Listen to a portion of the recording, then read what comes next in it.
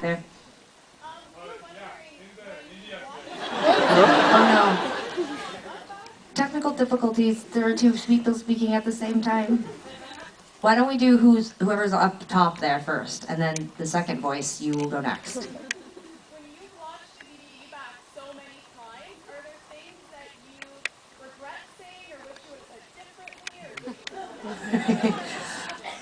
I assume you're all laughing because you're like, they better be feeling that way. We definitely are human, and I think, and hot dog, but I think, I go back and forth. There are times where, so after we saw the movie in Austin this weekend for the first time, Sarah came backstage and said, spiral, big time. Yeah, she was like, I'm taking a year off to take voice lessons and get braces. So, I mean, we're human and we definitely get self-conscious, and there's lots of moments. I mean, the whole first movie, I'm singing like half a step down from Sara. Like, I'm like, why am I out of tune the entire time? Like, why doesn't anyone that works for us, our sound guy, our front house, our tour manager, some of our dearest friends, our guitar player, my manager, anyone, just as like a word to the wise the next record. If there's a song that I consistently sing in a tune, just tell me. Don't tell me in front of a group of people. Just take me aside and be like, look, old yeller,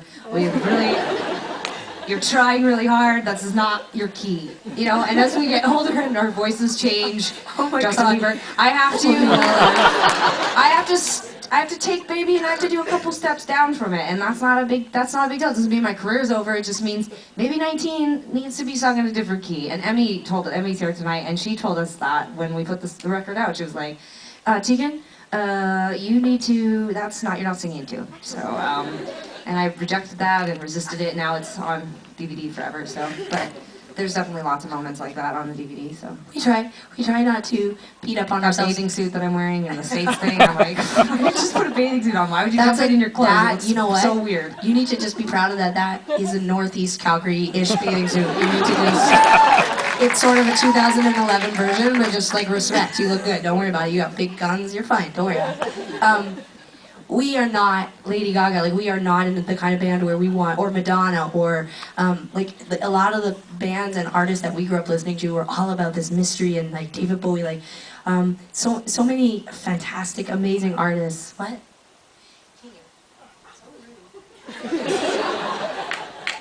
She's like, who are you? Like, no. I said. Because you're like, we're not Madonna or Lady Gaga or David Bowie. Like, you could have picked bands a little closer to what we're like. No, I'm just, let me get to the end of my point. You wonder why I have self-esteem problems. Like, you wonder why I'm like that nervous dog on the Cesar Millan Dog Whisperer. It's like, I'm so nervous because she's always judging me. Okay. Anyways, we're not this polished.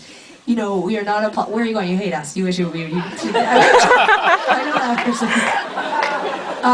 Too much. No, I guess. Okay, so I think that, you know, I use those bigger bands as an example of, like, that was never the aspiration to be sort of a glossy or a larger than life amplified persona. Like, if anything, we knew that one of the things that we could exploit was how normal, very normal we are, and I think that we learned really early on that was going to be the thing that actually connected us to an audience. We weren't necessarily sure who that audience was, but we knew that if we were vulnerable and we were ourselves and we were sort of, you know, normal, then people would think like, holy shit, that could be me. And I think that's certainly how I felt growing up, listening to people like, you know, like Bruce Springsteen, or, you know, even like, I'm thinking about like in high school, I listened to a lot of different bands and a lot of different music, but I think now one of the things that was very inconsistent with the type of genre I was interested in, like, because we listened to a lot of punk rock and hardcore and whatever,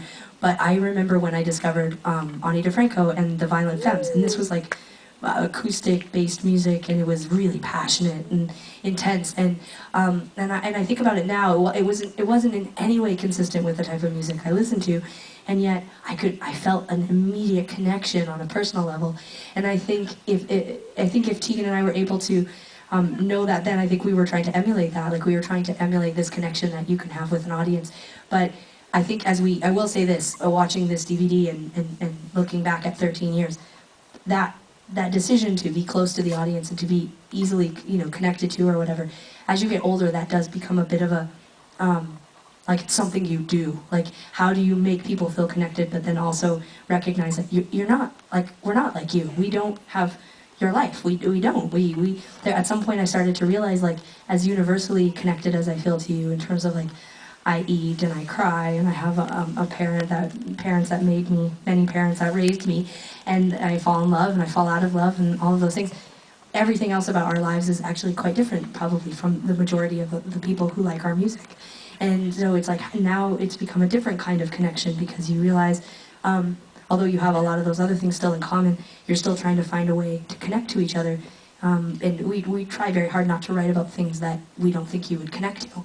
You know, I don't think any of you need to hear about, you know, like how hard it is to be on the road. Like you don't, what do you care? Like you don't care.